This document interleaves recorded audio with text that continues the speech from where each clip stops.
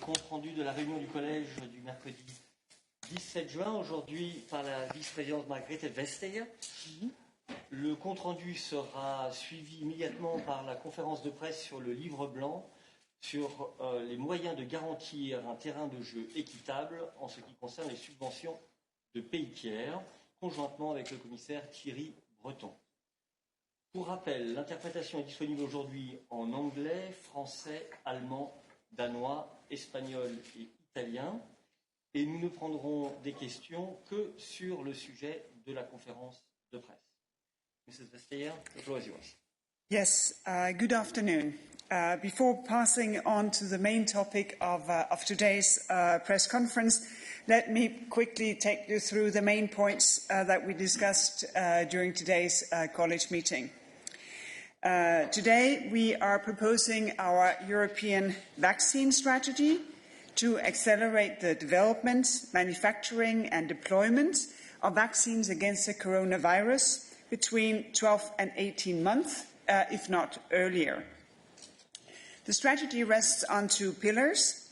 First, securing the production of vaccines in the EU and sufficient supplies for its member states through advanced purchase agreements with vaccine producers.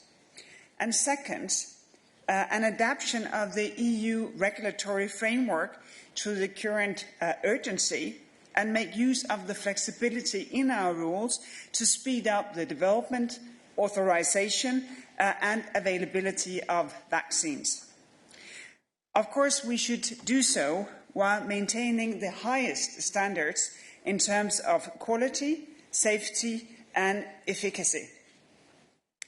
This is not a European challenge, but a global one. We're not safe until everyone is safe. And the thing is that everyone who needs it should access it. We are ready to explore with international partners if a significant number of countries would agree to pool resources for jointly reserving future vaccines from companies for themselves as well as for low and middle income countries at the same time. An effective and safe vaccine against the virus is our best shot at the pandemic. Today, we also in the College adopted the first ever report on the impact of demographic change. Demographic change affects all of us. It affects our daily life, our quality of life, and our possibilities to develop our potential. And demographic change has implications for the future of our welfare systems and our health systems, housing, infrastructure needs, and our societies as a whole. The report presents the drivers for this long-term change and the impact that it has all across Europe, especially for the recovery from the crisis. It also marks the starting point for the Commission to work even more on this and to address demographic change as one of the key transitions that we are facing at the moment. In the run-up to the EU-China summit on the 22nd of June, the College held an orientation debate on relations with China. It examined the various dimensions of this relationship, both from a bilateral and a multilateral perspective, and how to secure European interests and values in a changing world. And with this, please let me come to the main item with Commissioner Breton and myself that we want to present to you today, the white paper on foreign subsidies. The single market is the key to European prosperity, but it only works if there is a level playing field. And for the Commission, it is a priority to protect that level playing field against the harm that foreign subsidies can do. In response to the call of the European Council, today the European Commission has adopted a white paper which launches a public consultation for ideas for future rules to make sure that foreign subsidies don't undermine the level playing field in Europe's single market. The current geopolitical context is, and the general economic development is the most difficult in recent history. Openness to trade and investment and to the rule-based multilateral order, they are being challenged. Europe's single market makes our economy strong, it makes it resilient, competitive in global markets, creating jobs, and capable of meeting the needs of consumers here in the European Union. And right now, as we start to rebuild from the damage that the coronavirus is doing, we need that single market more than ever. The role of the Commission is to uphold the single market and to take action when third country subsidies their companies and distort the level playing field within our union. For more than 60 years, the EU state aid rules have made sure that subsidies from EU member states do not unduly distort the level playing field. But as Europe's economy has become more open and interlinked to the world around us, it has become clear that controlling subsidies from European governments, that is not enough. Foreign investment is an important source for jobs, for growth, and it's very much welcome in Europe.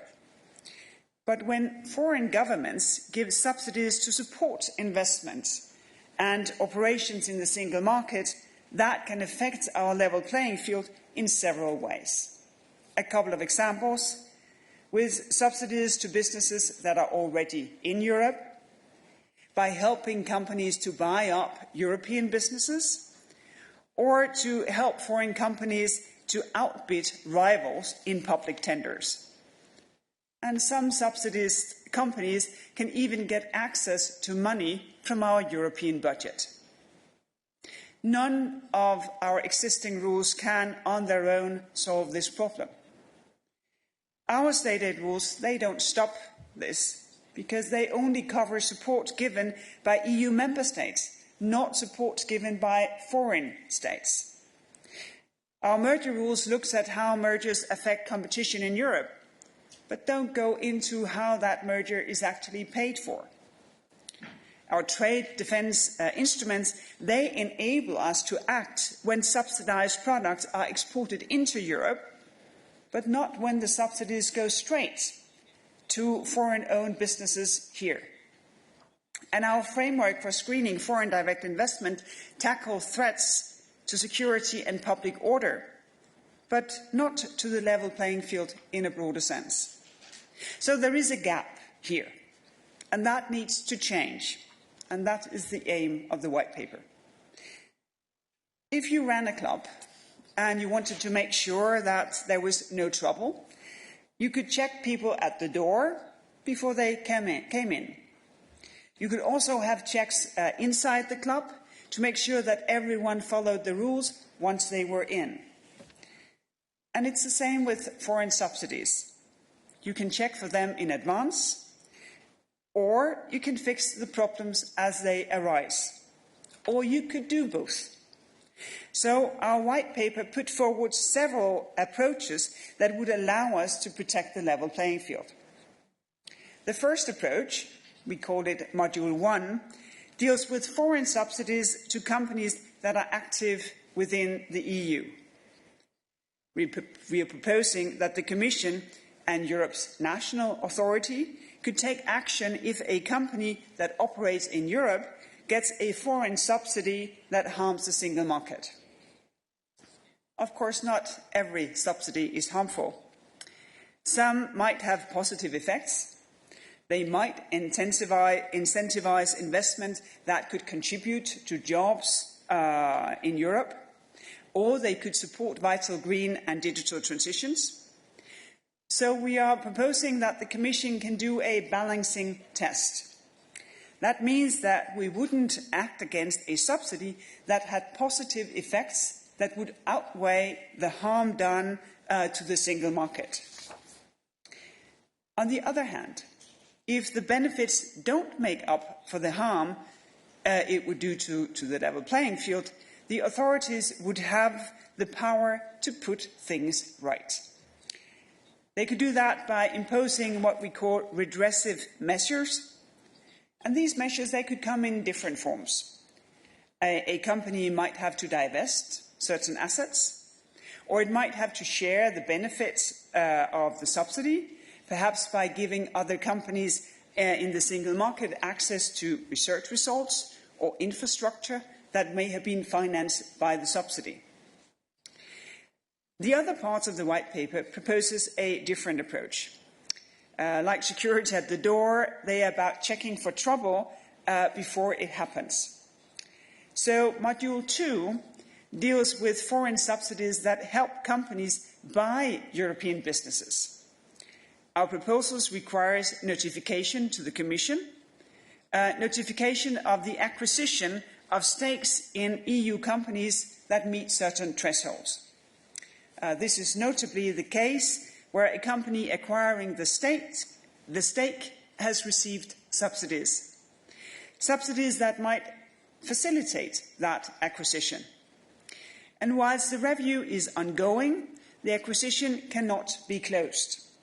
If the Commission concludes that the subsidies are likely to harm the level playing field, well, then we will take action. That would usually mean getting commitments from the company not to harm the level playing field, just as we fix most competition problems that we find under our merger rules. The commitments would be similar to the redressive measures that we have proposed for Module 1. And as a last resort, if we cannot agree on suitable commitments, we would have the power to block a harmful merger altogether. The third module of the white paper deals with the threats that foreign subsidies can pose to fairness in our public procurement. And the white paper also deals with the risk that the EU budget could end up in the hands of companies that get foreign subsidies. Thierry would explain to you the public procurement and the budget aspects more in depth. Thierry? Thank you very much, Margrethe. Thank you for this presentation and, of course, for this very important moment, I think, in our commission. I will switch in French, if you don't mind. D'abord, pour vous redire que, en tant que commissaire au marché intérieur, je souhaite le redire clairement aujourd'hui à tous ceux qui nous écoutent. Tout le monde est le bienvenu chez nous.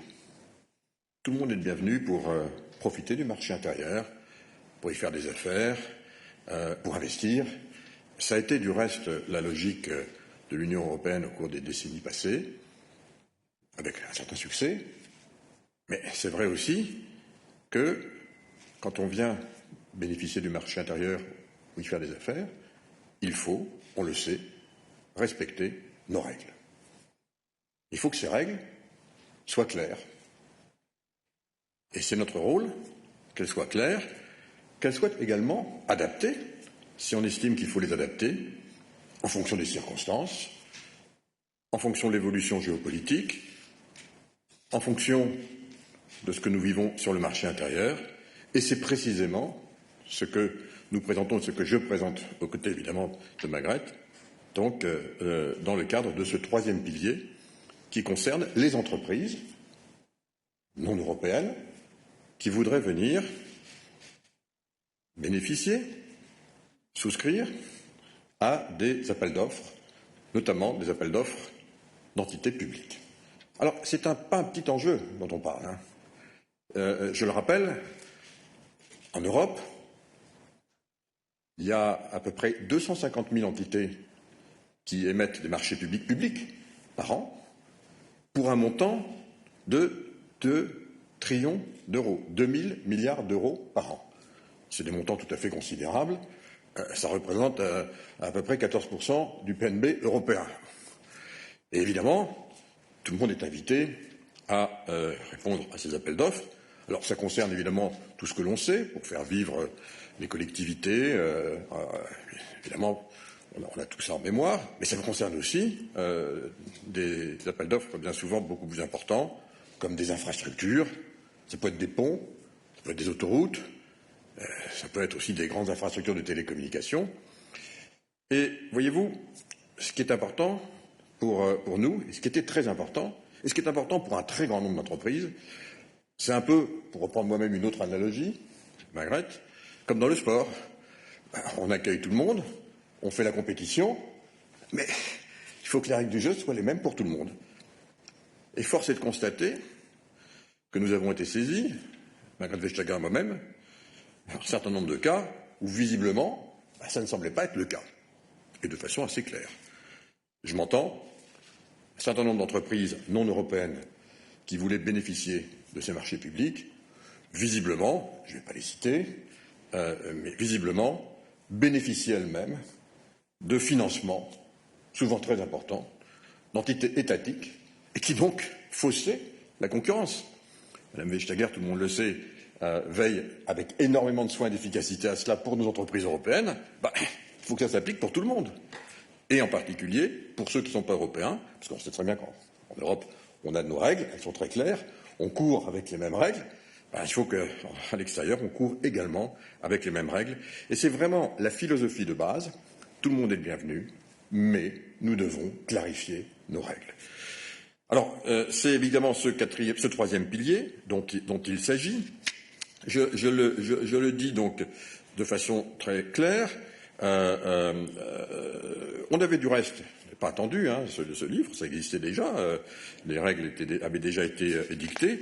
Je voudrais juste vous rappeler qu'on avait déjà fait un certain nombre d'éléments importants au sein de la Commission, et de la Commission précédente notamment, puisqu'on pouvait indiquer que lorsqu'un appel d'offres avait été émis, si un soumissionnaire avait répondu de façon beaucoup trop faible, que c'était évident, l'appel d'offres pouvait tout simplement être rendu caduc, mais on a constaté que cette disposition était finalement pas très souvent appliquée.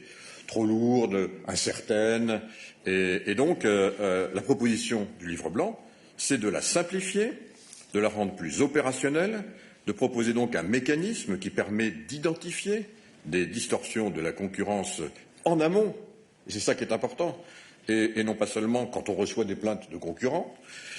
On a un mécanisme aussi qui est proposé dans le livre blanc qui, je trouve, est très puissant, puisque ce sont les autorités de contrôle nationales qui vont effectuer un contrôle systématique au préalable, et la Commission qui interviendra en dernier ressort, là où c'est nécessaire, et par exemple dans les grands projets d'infrastructure, évidemment. Alors cette nouvelle approche que je viens de décrire concerne évidemment, c'est un point important, les marchés publics qui s'appliquera évidemment à tout ce qu'il y a au sein de l'Union européenne, mais également on veillera à ce que les bénéficiaires de financement européens ne soient pas subventionnés par des pays tiers de façon à fausser la concurrence équitable, et ça s'appliquera également à tous ceux qui contribuent à ce type d'investissement.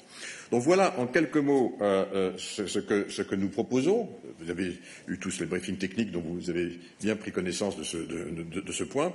Je voulais juste le remettre je dirais en perspective. Rajouter également un mot, c'est que, évidemment, on est dans une situation tout à fait particulière que nous vivons tous, situation, on va dire, cette nouvelle phase de l'après-confinement, dans laquelle s'ouvrent évidemment des discussions très importantes entre les États membres, leurs entreprises, le fait de pouvoir soutenir leurs économies locales. Beaucoup d'argent public est mobilisé, notamment pour le chômage partiel, pour préserver ces tissus. Voilà, donc plus que jamais, les contribuables vont être attentifs, et notamment pour ces appels d'offres publics, à ce que ce qui se passe soit fait, encore une fois, dans l'intérêt des entités, dans l'intérêt également des pays, dans l'intérêt de l'Union, dans l'intérêt des entreprises. Ça nous oblige encore plus, et c'est la raison pour laquelle nous proposons aujourd'hui ce troisième pilier. So, to conclude, since the Treaty of Rome, Europe has been working towards the ideal of a fair and open European market. Because we know that's the way to build a competitive and strong economy.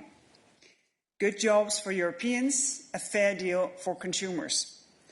And this white paper takes us a step closer to that ideal by setting out ways to tackle harm that foreign subsidies can do to the fairness of the single market.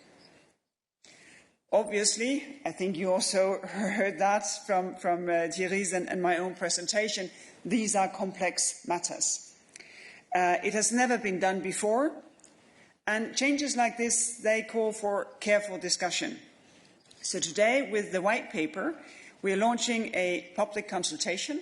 It will run until the 23rd of September, and we hope to produce a wide range of views and suggestions. And if that consultation shows that new rules are needed, we aim to put forward a proposal in 2021 with the aim of a better and fairer European single market. Thank you. Thank you very much. We will move straight to questions, and I would like to pass the floor first to Tom Weingartner. Tom. Yeah, good afternoon. Do you hear me? We do. Absolutely, Tom. Go ahead. We do. Absolutely, Tom. We did. Tom, join us again. Press speak. I pressed. Yeah, okay. Do you hear me? We do. Go ahead. We do. Go ahead. Okay. Yeah, good afternoon. I just try to understand the approach you choose, because isn't it relatively complicated to prove each time that you need subsidies or that you got subsidies? I mean, let me try make an example. If BlackRock, for example, would try to buy Huawei, the Chinese government probably would not have to prove that BlackRock did get subsidies. Isn't it, for us, more difficult than it could be to protect strategic assets in this way? Thank you. What we are trying to achieve here is actually two things at the same time. The first thing is to remain open for foreign direct investment, because a lot of good things come through that. Jobs are being created, investments are being made. So what we try to do is to say we are controlling state aid in Europe. We have a large degree of transparency. Our state aid decisions, they are made public. Member states, when they work under the general bloc exemption regulation, they also make public how money is being spent. We both have transparency and we have control. We do not have that for third country subsidies that comes into our union. And this is why we have this double approach, because obviously we cannot redo or do what foreign states would not do, but we can say we want to be in control within our own territory. So we would say either you have to notify, and if you don't, and it then turns out that you have had a subsidy, then of course there is a consequence to that. Or we have, as in Module 1, a general markets tool, and here we can act on any information that we get from the marketplace. Could be from competitors, could be from member states, could be from media, and then we will act upon that. And of course, we have these different ways of dealing with things. Maybe your proposal is more about public security. I don't know what the Chinese authorities would think, but they might think that if BlackRock would indeed buy Huawei, they would think this is a question of the public order or public security.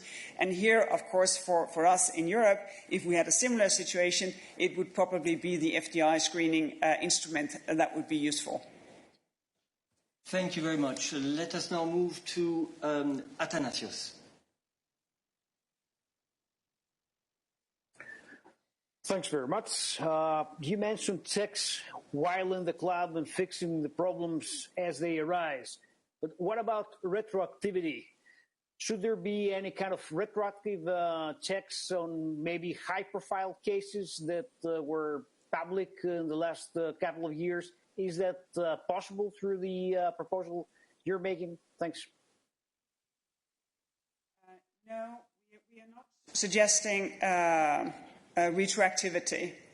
Of course, with these two modules and the third one, of course, working at the same time, if there has been an acquisition of, for instance, a European infrastructure or a European business with subsidies, and those subsidies keep coming, and one of the most harmful subsidies in our book, well, they are subsidies to cover operating costs, then, of course, we would have a tool to do something about that. So in that respect, it's a very clear signal to those who are here already that we will not tolerate that subsidies are being given to companies who are here from foreign states, because that is very harmful to the single market. Et juste un petit mot sur le troisième pilier, là encore en parallèle, mais admettons qu'une entité non européenne soumissionne, l'entité qui propose l'appel d'offres a le droit de bloquer, d'attendre que l'enquête soit faite en parallèle, bloquer sa décision. Ça peut être aussi demandé par un tiers, donc il faut aller assez vite évidemment, donc on va s'équiper. Vous voyez bien qu'on doit aussi s'équiper et s'organiser nous-mêmes, donc dans le sein de nos directions générales, pour pouvoir répondre. Et là encore, le thème, c'est en parallèle. On fait, évidemment, et on est bien conscient que dans des processus compétitifs comme ceux que nous connaissons, évidemment, tous les jours, bien souvent, on vient nous saisir, évidemment, si jamais il y a des suspicions, mais à charge pour nous d'intervenir rapidement et de voir, effectivement, si les entreprises, souscrivent à ces nouvelles règles ou pas. Ce sera assez facile de le voir. Merci. Je passe la parole à David Carretta. David. Oui, merci. David Carretta, Radio Radicale. Deux questions, si je peux. Quels sont les pays à partir desquels ces subsides arrivent dans l'Union européenne selon vos estimations?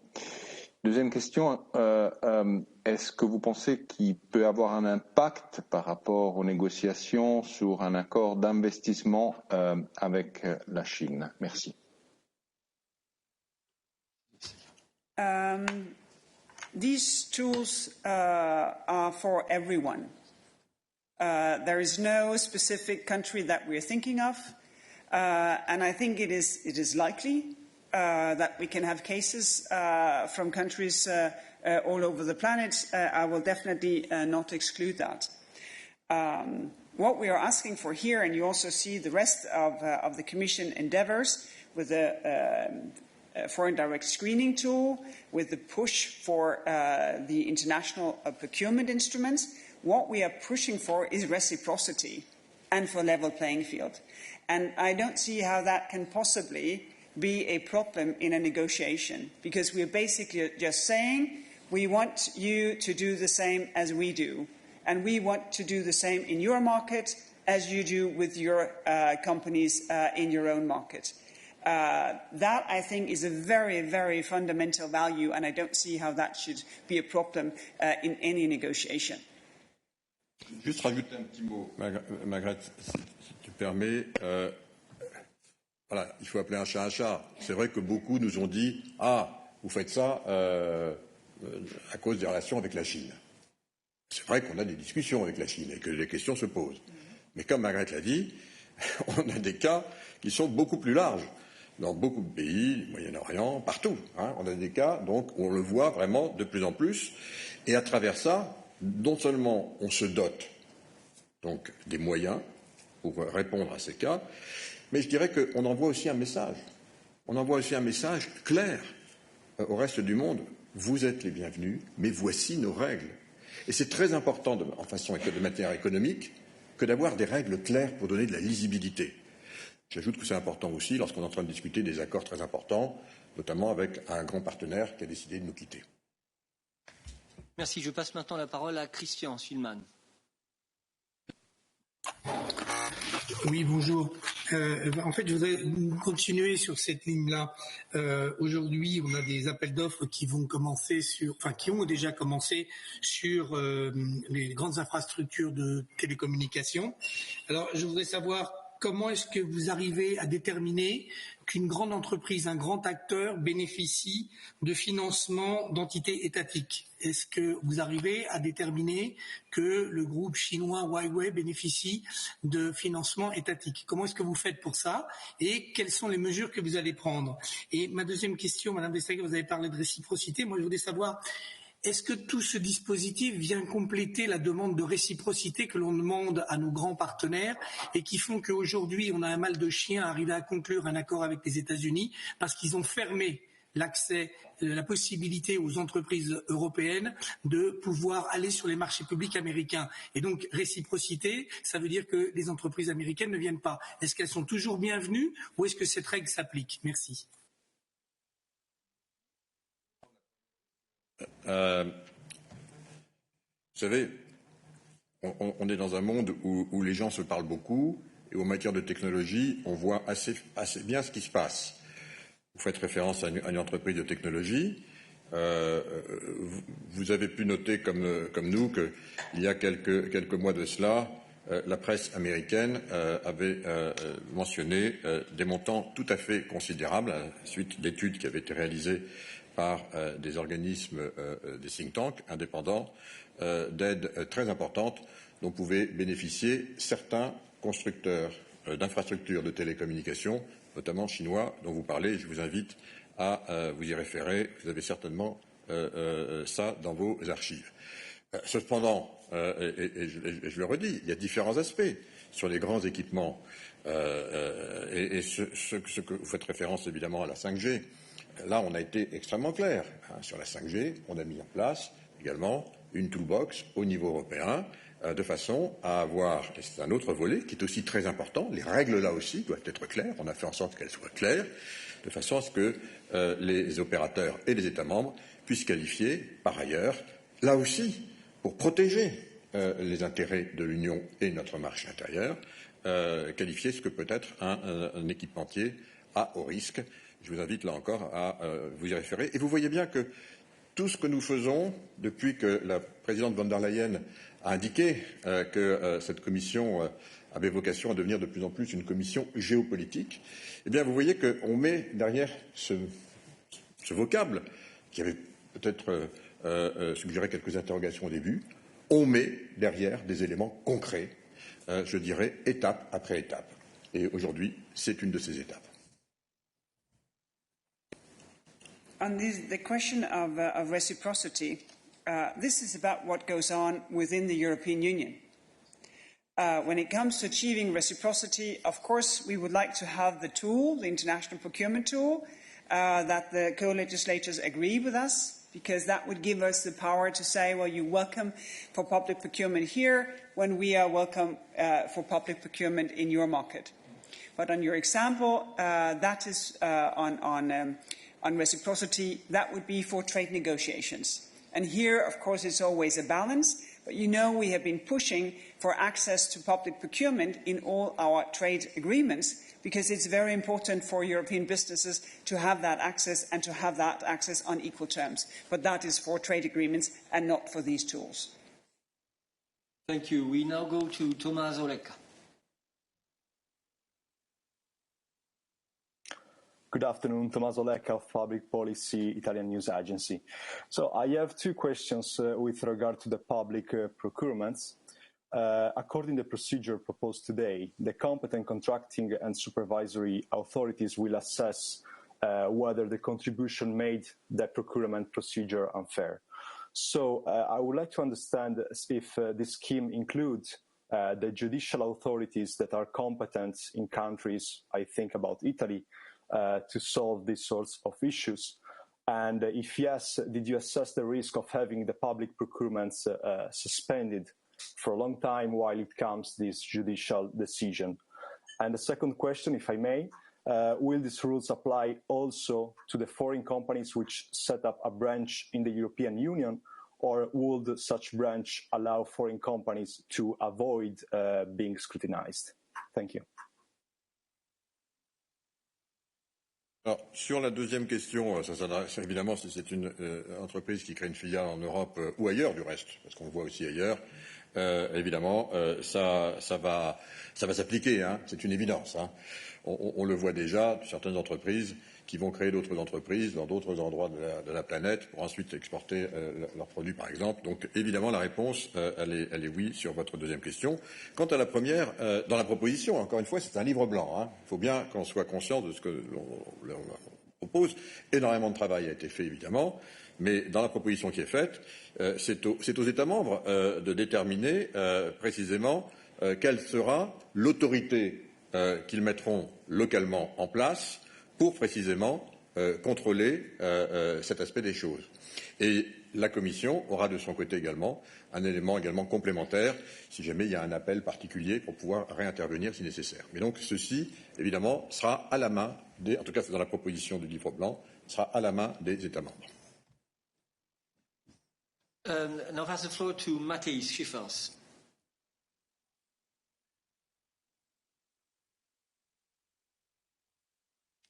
We had you on screen, Matthijs. Yes. Do you hear me? We do. Go ahead. Yeah, my name is Matthijs Schiffers. I'm from het Financiële Dagblad from the Netherlands, and I have a question regarding the benefit test. How are you going to determine that the benefits of allowing state aid outweigh the negatives? Is there not a risk of being quite arbitrary? And can a competitor who has different ideas about it appeal to this decision? Say that it's not an easy thing. You cannot just, open a book and then the answer is 42. You have to see, well, what are the likelihoods here? But we still think that it's important to discuss this option because sometimes investment can be incentivized, job creation can be triggered, but it will depend on the sector and on the scale. And obviously, with the transparency that we cherish here, that kind of decisions would be public, which means that they could also be challenged. Thank you. Let me now pass the floor to Jorge Valero. Hello, good afternoon. Jorge Valero with Euractiv. A question a bit on the time frame that you have in mind for the proposals to be in place, because in the past we have seen how the division between those countries more free marketeers, let's say, and those with more protectionist, blocked the putting in place some of the ideas that you are today discussing, for example, in the field of public procurement. So I don't know if you see these measures in place for the middle of this mandate or the end of this mandate. That's it. It is indeed difficult to see since we are only launching the public consultation today. And I would agree that this is not uncontroversial, because obviously for some it's very attractive to get a subsidized bid in your public tender. You're spending taxpayers' money. You may get a bid in your public tender that is 25% cheaper than the rest of the bidding. Of course, that is attractive. But of course, there is a cost somewhere else. And that cost may be that another company, where they have they pay a minimum salary, they have decent working conditions, they have a long record of what they do, but they are more expensive. But it comes with a cost if you always take the cheapest offer. And you should only take the cheapest offer if that is not subsidized by, not, of course, European taxpayers, but definitely not by foreign taxpayers either. If there is a cheap offer, it should be because that you are more efficient than your competitors, not because of having public subsidies. And, of course, I do hope that we can push this, that there is a sense of fairness within our union, so that businesses, they will have to compete on the prices, on the quality, on their innovation, and not by having some of their bills picked up by taxpayers in foreign countries. Because that cannot be the fair way to challenge our own businesses to do their best to compete on the merits. Otherwise, we just have a risk of stumbling into a subsidy race because people say, we have no chance of competing if we are not getting a subsidy either. And the obvious losers here would be the taxpayers, but also the taxpayers in their role as customers, because eventually they would get a bad deal. So it is not uncontroversial, but I do hope that we can push this, and we are very ambitious with the end of the public consultation in 14 weeks, and then hopefully working on a proposal to present that in 2021.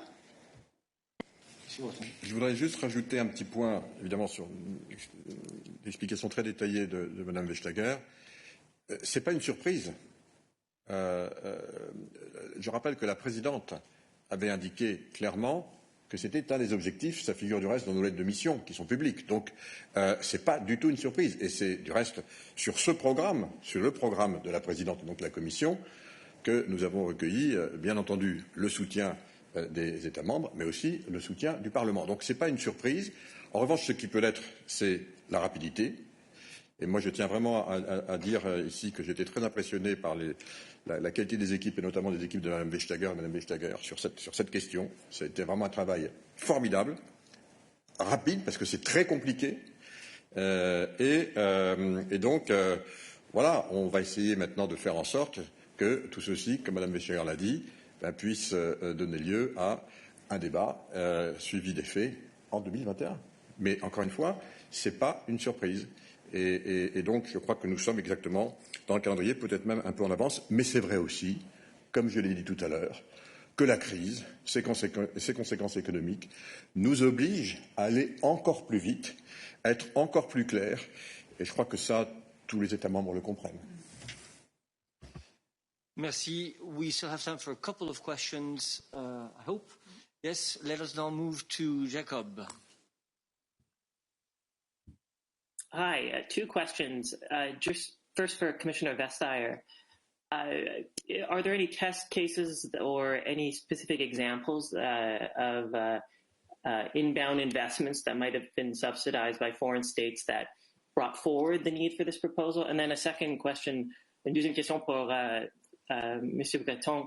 Craignez-vous que ces propositions puissent entraîner les représailles contre les entreprises européennes dont l'État est actionnaire qui investit dans les pays à l'extérieur de l'Union européenne? Je pense des sociétés comme Renault ou EDF.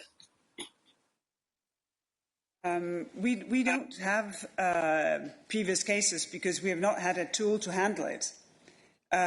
So it may have slipped under the radar. We don't know that. But we know that there is indeed a lot of money coming into the Union. And there is a lot of assets being owned by foreigners within the Union. So this is not just theory that has been thought of. We have businesses here, of course, because Europe is a great place to do business, and we have funds floating into Europe, which is why we're enthusiastic, hopefully, to get this tool and to get to work. There's been a number of suggestions of different cases where people say, this is not possible. You cannot have a bid that is this cheap, or you cannot compete with this kind of prices if you do not have someone to subsidize your operating cost. So I think a lot of people have had a sense of something ongoing, but since we have had no mechanism, we have had no tool, then we have had no way to address it. Alors, sur la question en français, I will answer in English, to tell you that, you know, there is definitely a difference between being a shareholder and helping a company by any kind of subsidies. There is a difference. It's absolutely not forbidden to have a state to be a shareholder of a company. And Margrethe Vestager is doing this extremely well and extremely carefully for now, if I may say so, Margrethe, many years. But it is authorized. What? And by the way, you mentioned two French companies. I should tell you that you could now probably add a lot of other companies everywhere in the EU, because, of course, because of the crisis, we may see in the months to come, in many companies, member states becoming minority shareholder of companies. And by the way, Margrethe, we encourage also, if it was needed, but under strict conditions, to avoid any discrepancies on the market, and these conditions are extremely well known, transparent, and will continue. So the answer is very clear. If a company has a member state, not European company, and wants to answer to public tender, of course, it's welcome. But we need to make sure that for the other example that has been mentioned in telecommunication infrastructure, if what I read was correct, then it may be a problem. But this is indeed an excellent point that Thierry is making, and especially now. I think we're still counting, but the state aid being paid out is on the upper side of 2 trillion euros. But the thing is that we have taken now 120-something, I think, maybe 130 state aid decisions. We go through everything. It follows rules. It keeps the single market together. It is temporary. It is only what is proportional to the problem it's supposed to solve. You cannot give operating aid. And this is indeed the difference. We have control. When it comes to foreign subsidies, we have absolutely no control and no transparency. But this is also an expression of us trying to be fair. For instance, we have a rule here that you can support a company with a maximum of 200,000 euros within 3 years. We call that de minimis aid. We say of course it's a lot, I think it's a lot of money, but it's not enough to sort of disturb the single market. So you can do that as a member state.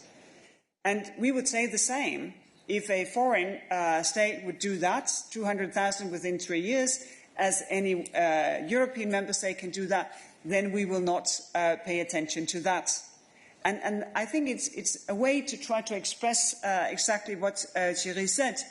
This is not because Europe is free of state aid, but it's because we have transparency and we have control so that we have fair competition. Thank you. And I'll pass the floor to Thibault.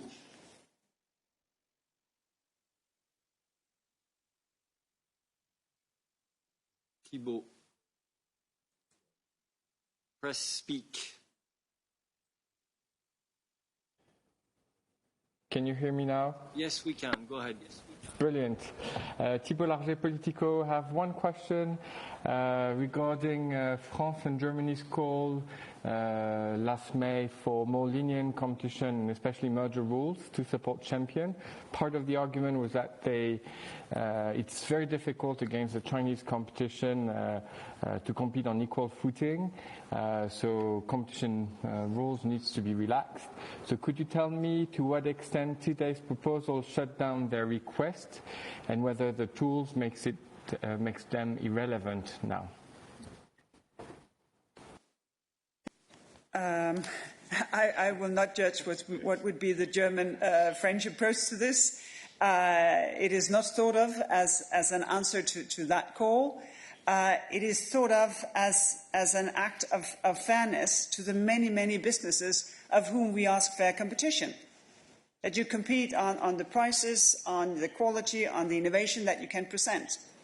And what we have been considering here is, of course, that we will not sacrifice the benefits of competition in order to sort of just do the same as others might do to subsidize businesses.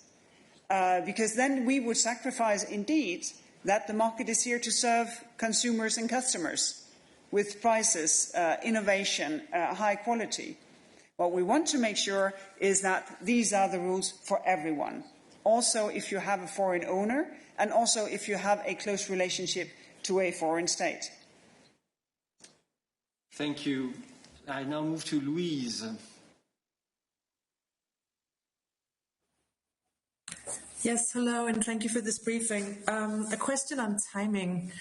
What would be your answer to the argument or the fear that this initiative might scare away some much-needed investment at a time of deep crisis in Europe? Thank you. Well, you are indeed right to say that investment is needed. This is one of the reasons why we have proposed, under the leadership of our President, Next Generation EU, the recovery plan and the next long-term budget. Investment is indeed needed. and also investment where we can invest together so that we crowd in private investment to help out European businesses. But we should not accept an investment that comes with strings attached, strings that would undermine the market that we need so much to help us here. Because the problem of the foreign subsidies, if they come in, is that they fragment the single market. And what we have been doing in these last months is, of course, to preserve the single market. Thierry has launched this single market enforcement task force exactly to make the single market work, because we need that intensively for our recovery. So we should be open for investment, but we should not accept investment that comes with the string attached, that it undermines fair competition. This is not at all reasonable to other investors, and it's not at all fair to all the businesses who compete on the merits. And I would like to add 2 points. First, I really think it's the opposite. In fact, the fact that we organize ourselves to put in this proposal some very clear rules is something that the companies need. They need to have legibility, and it's our duty to make this very clear. And the clearer it is, the better it is for companies and for the economy. But the second point is that I would like to say, and especially for the third pillar, we have already some rules. Of course, we realize they were maybe not extremely practical, I may say. But still, we encourage everyone to use these rules if they see that in a tender there is something weird, if I may say so, in terms of pricing. Very often they don't use it.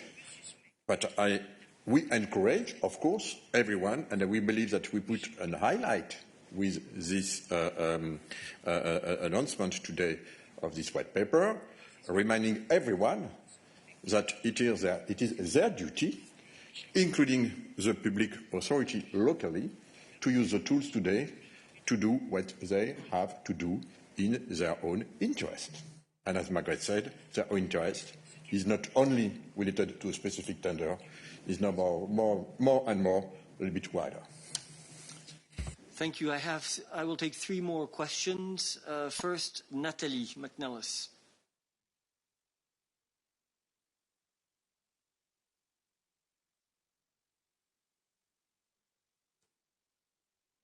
Nathalie, press speak. Can you hear me now? Yes, we can. Go ahead. Oops. Yes. Okay. Yes. Go ahead. Yeah, I have a couple of questions. The first one was spurred a little bit by Mrs. Vestager's mention about the temporary framework for state aid, and I've been thinking a lot about what the CEO of Lufthansa said they got way more aid than they needed, and it would help them to become a global champion. And I was wondering what your thoughts were about that. It sounded to me like that was precisely what the temporary framework was designed to prevent. The second question is about the white paper.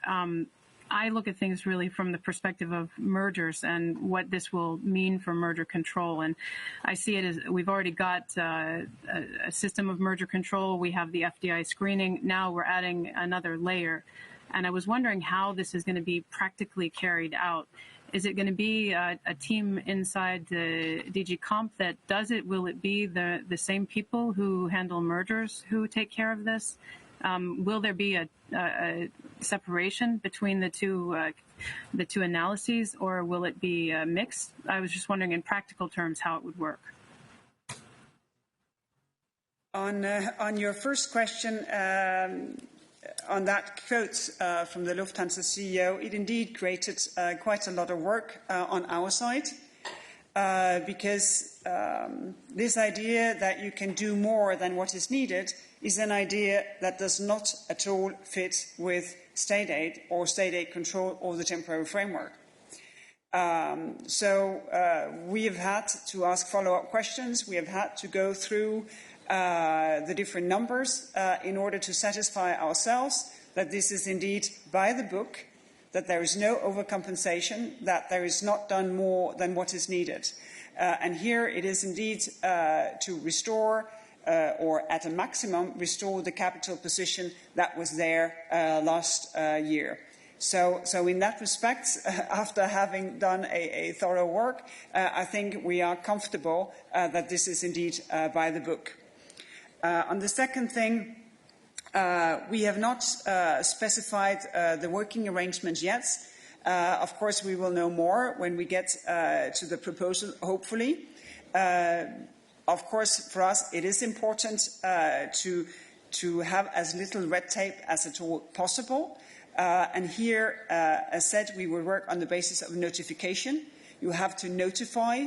And this is, of course, to make sure that if you don't notify and there are complaints, well, then, of course, there is a risk that we will see that you are in bad faith. And we will also start a case on procedural infringements.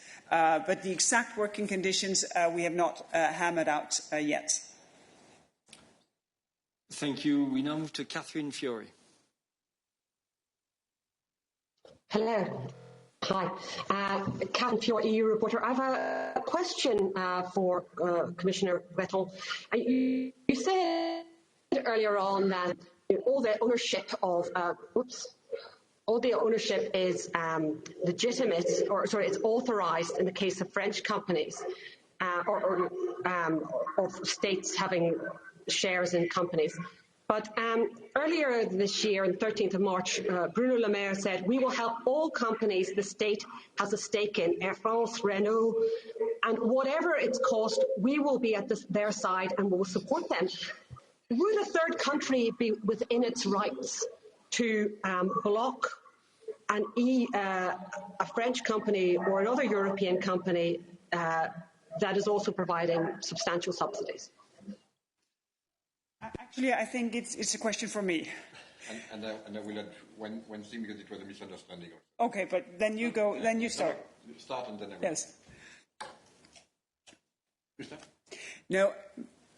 My point was to say that we are neutral on ownership.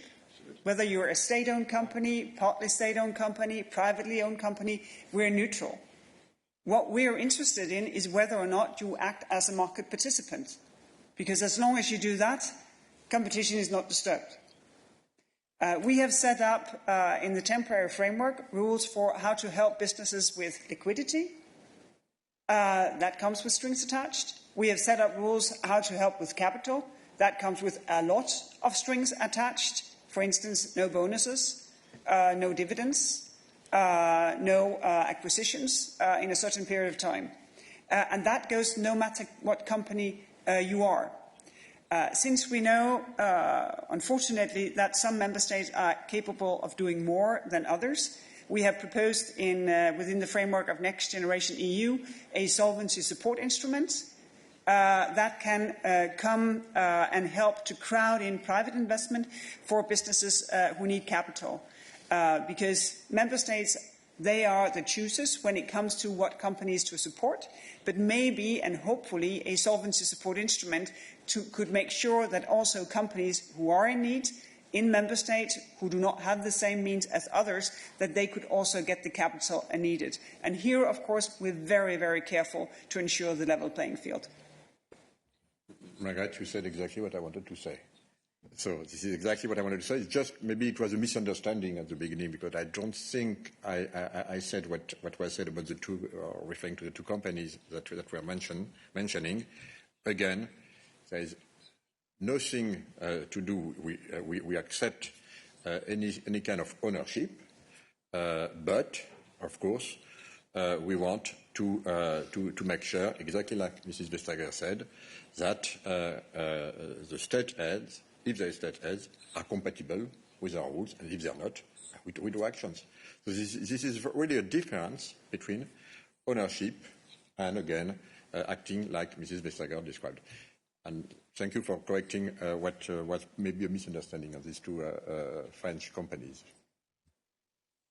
Thank you. Last but certainly not least, Mose. Mose, you have the floor. For a short question. Yes, thank you, Eric. A very short question. It's more a matter about the clarification about what is meant by, let's say, public subsidies. Usually, as you said, we're thinking about state aid to subsidize operational costs.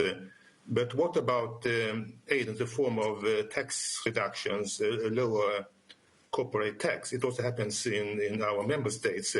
And I would like to ask specifically if, let's say, a foreign company abroad benefits from a much lower corporate tax in that country, what would that be? How would that influence if it would participate in the public procurement in Europe? I mean, is that something dealt with in the white paper? Thank you.